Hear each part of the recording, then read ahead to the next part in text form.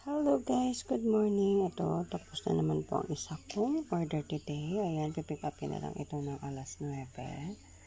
Ayan na po yan. Na maganda-ganda na po yung aking molder ngayon kasi nakabili ako ng flowers sa tower ng molder doon sa Shopee guys. Kaya yan. Nakitan ako dyan. Ayan siya po. Ayan po ngayon yung nagawa ko ngayong umaga. Guys. Cute ng kulay. Yan ang gusto kong mga kulay. Yung mga light lang siya. Bait ng customer ko kasi hindi siya pumipili ng kulay kung ano lang binibigay ko yon. Yung mahalaga sa kanya is yung lasa. Masarap yung lasa. Kaya paulit-ulit.